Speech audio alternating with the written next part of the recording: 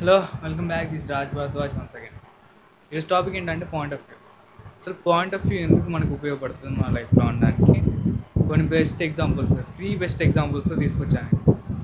First ఈ reel చూడండి. First మీరు ఇక్కడ ఈ ముస్లామే లైక్ కృష్ణ భోజనం చేసుకుంటూ అక్కడ ఉన్నప్పుడు ఒక పర్సన్ వచ్చి తనకి హెల్ప్ చేద్దామని చెప్పి తను కష్టపడి అక్కడ ఆ అమ్మకి సాయం చేశారు. ఇక్కడ ఈ టైటిల్ చూస్తే హీఈస్ ఎ హీరో అని చెప్పి ఉంది. ఇక్కడ హీరో ఎవరు? ఫస్ట్ ఆఫ్ ఆల్ అతను కాదు, అక్కడ హీరో ఆమె. ఎందుకు?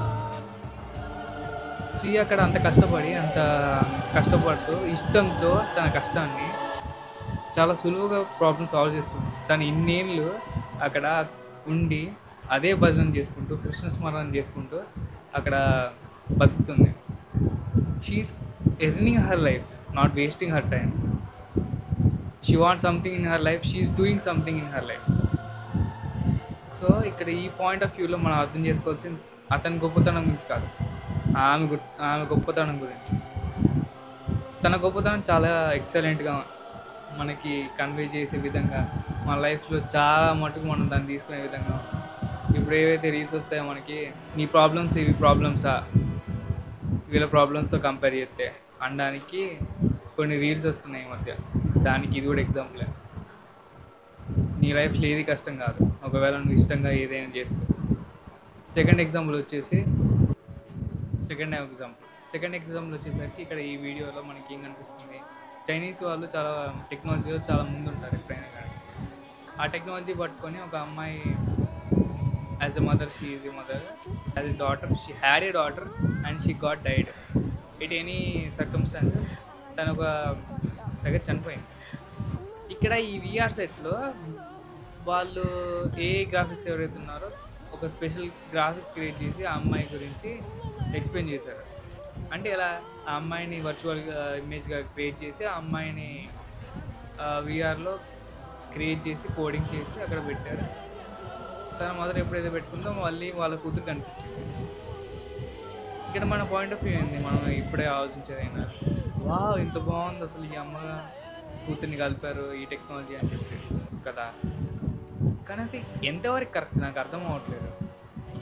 ఒకవేళ నీకు ఒక బాధ ఉంది, యాజ్ నువ్వు ఒక ట్రామాలో ఉన్నావు, మళ్ళీ అదే ట్రామా నీకు ట్రిగర్ అవుతుంటే ఎలా ఉంటుంది? నీ ఆవేశమైనా నీ ఆలోచన అయినా ఇంకా నశించిపోతుంది. దాని నుంచి బయటకు రావడం కాదు. నువ్వు I don't know why people are doing this. తన కూతురు చనిపోయింది, తను యాక్సెప్ట్ చేయాల్సింది ఆ రియాలిటీని. వర్చువల్ రియాలిటీలో ఆ కూతురుని పట్టేసినంత మాత్రం ఆ కూతురు 24 గంటలు తనతోనే ఉంటుంది. ఎప్పుడు తను బతుకున్నప్పుడు ఎలా అవుతుందో అలానే ఉంటుంది అని చెప్పడానికి లేదు కదా. అలాంటప్పుడు వర్చువల్ ఇమేజ్ క్రియేట్ చేసి తను ఇంకా బాధపెట్టడం అవునా కాదా? ఇది ఆలోచించాలి అందరూ. సెకండ్ పాయింట్, ఈ లాస్ట్ అండ్ ఫైనల్ ఎగ్జాంపుల్ వచ్చేసరికి పాక్ ఇంకా ఇండియా యుద్ధం గురించి.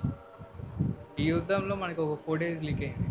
ఈ ఫోటేజ్లో ఒక అమ్మాయి బాధపడుతూ పాక్ సైనికులు ఒక అబ్బాయి కాల్చి కింద పడేసి అలాంటి ఫోటో కింద పడేసినప్పుడు ఆ అమ్మాయి కొంచెం బాధపడుతున్నట్టు ఫోటో.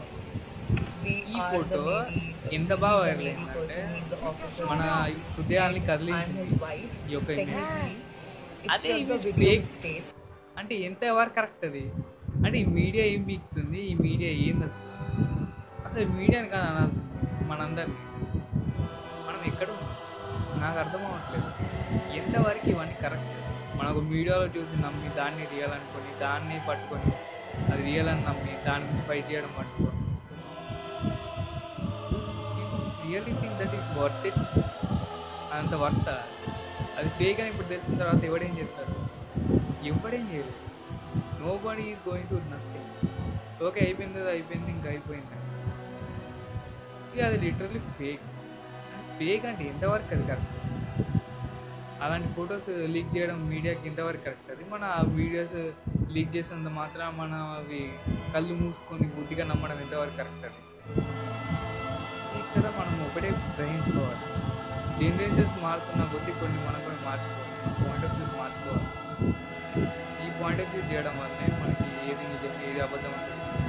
ఎప్పుడూ ఒక చూసింది నమ్మడము కరెక్ట్ అని కాకుండా కొన్నిసార్లు ఇది నిజమేనా అని చెప్పి ఆలోచించడం better. So this is my video. Thank you.